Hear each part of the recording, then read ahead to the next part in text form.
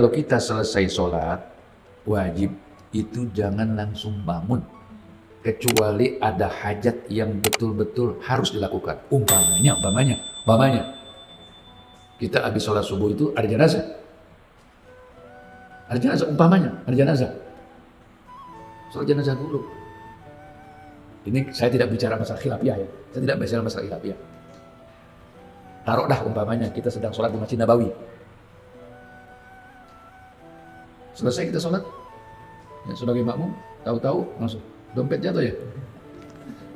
Nggak terasa. Masya Allah, ente amanah betul ini. Alhamdulillah. Alhamdulillah, jazakallah khair. Kita sebagai makmum, selesai kita sholat, sholat di Masjid Nabawi atau Masjidil Haram, tahu-tahu Bilal mengucapkan sholatu alal janazati yarhamkumullah, bapaknya begitu. Nah kita ikut dulu. Sholat apa? Janazah. Ikut dulu sholat janazah. Nah, terus umpamanya kita selesai sholat subuh.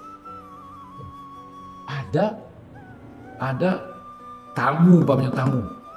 Dia seorang ulama yang memang belum tentu kita punya kesempatan selain kesempatan ini. Makanya kita minta, ya silakan antum bicara, silakan beritahu saya. Tapi kalau keadaan biasa saja, keadaan normal, selesai sholat jamaah, sholat fardu, jangan bangun.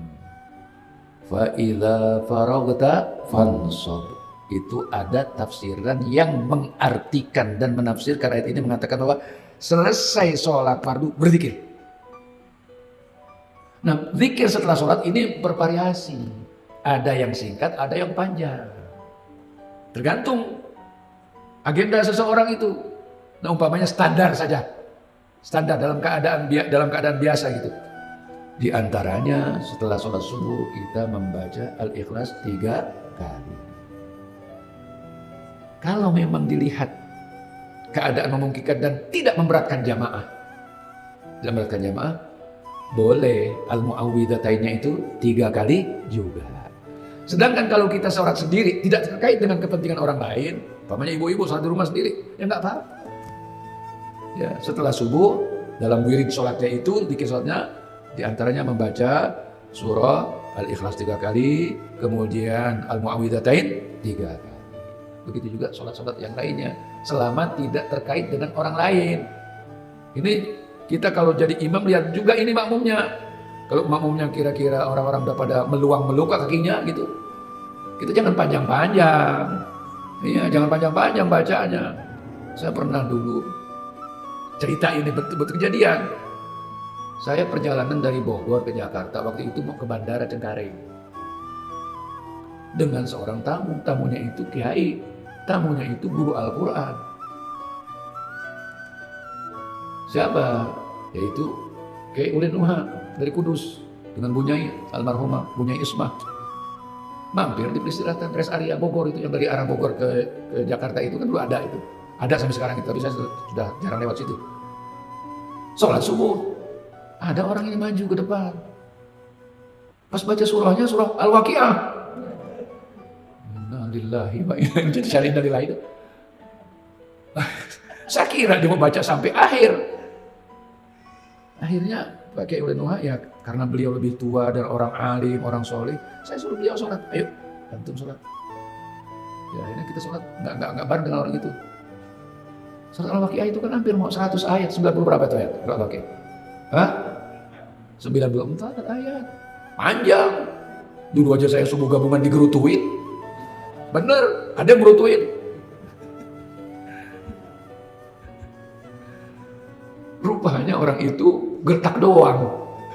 Idza waqa'atil waqi'ah laisa liwaqa'atiha kadhibah khafidatur rafi'ah idza rujjatil ardu rajja wa bussatil jibalu bassa fakanat haba'an mumbatha. Allahu akbar. Terjadi, ini saya cerita kosong, kan terjadi.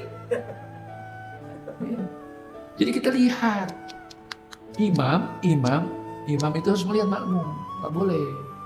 Terjadi di zaman Rasulullah SAW. Dan dulu sering diingatkan oleh guru kita ini, paman kami Bapak Kiai Haji Masuri Syahid. Ya. Yaitu seorang sahabat bernama Mu'adz bin Jabal. Dia sholat maghrib, dia baca surahnya panjang. Ditegur oleh Rasulullah SAW, maghrib ya. Afattanun anta ya Mu'ad. Ya Mu'ad, nanti jangan jadi menjebak fitnah ini. Dia bilang gitu. Kenapa? Maghrib itu waktu yang singkat sekali. Jadi kalau kita sholat sendirian, apalagi sholat sunnah, tidak terkait dengan orang lain, silahkan. Dan paling bagus membaca Al-Quran dalam kondisi sholat, dalam posisi sholat. Paling bagus. Apalagi orang yang memurojaah, mengulangi hafalannya, paling bagus itu di saat sholat. Alhamdulillah, alhamdulillah.